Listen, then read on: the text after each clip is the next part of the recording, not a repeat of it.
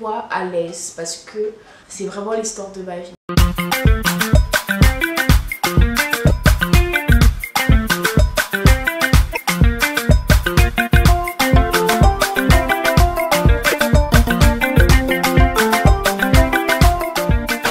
Bonjour les amis, j'espère que vous allez bien. Aujourd'hui on se retrouve pour une nouvelle vidéo. Si tu n'es pas encore abonné, abonne-toi, actionne la petite cloche pour ne rien rater. Comme tu l'as vu, le titre c'est une story time. Aujourd'hui on revient pour une story time.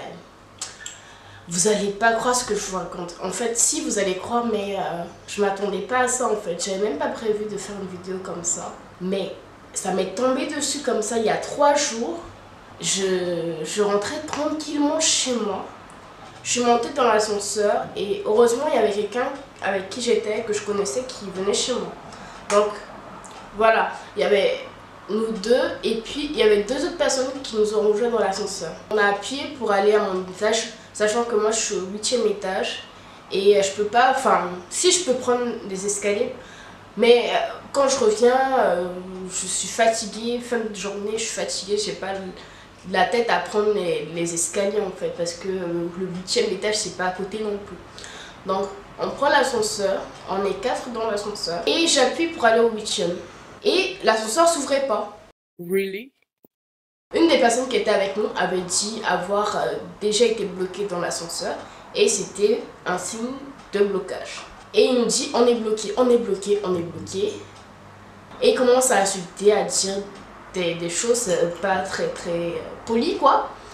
Et voilà, enfin moi je connaissais pas, enfin je croisais, parce que on est dans le même bâtiment, je croisais déjà cet homme là, mais l'ascenseur s'ouvrait pas au départ. Donc là on est 4 dans un ascenseur assez minuscule et on commençait à manquer d'air. Et là j'ai commencé à paniquer, j'ai commencé à stresser.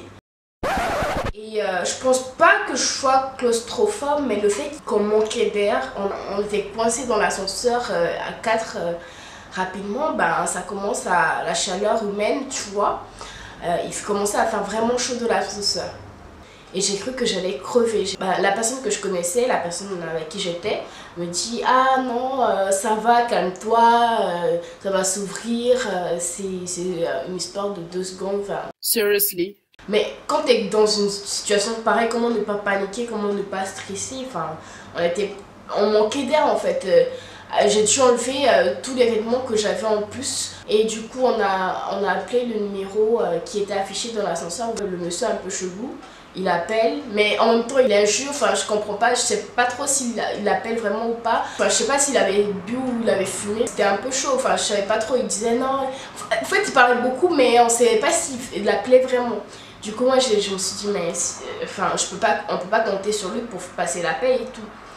Je me suis dit, mais si c'était une mamie ou un enfant sans téléphone, si t'as pas ton téléphone, comment tu fais si t'es bloqué en fait? Parce qu'on appuyait même sur le bouton, mais il n'y avait rien, il n'y avait personne qui réagissait. Le monsieur il appelle, il arrive à joindre quelqu'un, on me demande où on est. Le technicien n'arrivait pas. L'ascenseur s'est ouvert, mais on n'avait que des murs. C'était pas entretenu l'ascenseur, il y a plein de poussière, plein de déchets. Enfin, on a essayé de bloquer la porte pour avoir de l'air qui rentrait.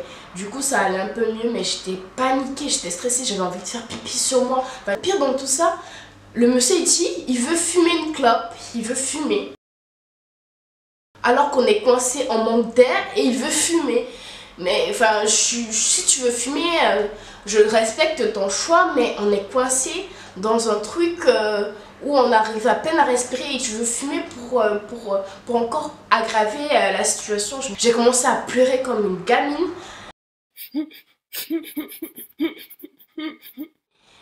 Avant de me calmer, et mon ami me rassurait pour me dire bah, calme-toi, si tu continues bah, ce sera encore pire, si tout le monde panique bah, on va pas s'en sortir et tout. On est resté plus d'une demi-heure à attendre le technicien, il n'arrivait pas, on a rappelé plus de 3 fois. En même temps moi j'ai appelé les secours, j'ai appelé le 18, les pompiers et tout, et ils nous ont redirigé encore vers les techniciens, c'est Koné, c'était écrit Koné pour mon ascenseur. Ils disent qu'il arrive mais on n'avait pas de nouvelles. Il n'y avait personne pour nous rassurer, enfin on était livrés à nous-mêmes et du coup je me dis mais les secours c'est quoi, c'est comment quoi. Si on était en train de crever mais voilà on est bloqué dans quelque chose et personne, c'est comme si personne se préoccupait de notre sort en fait.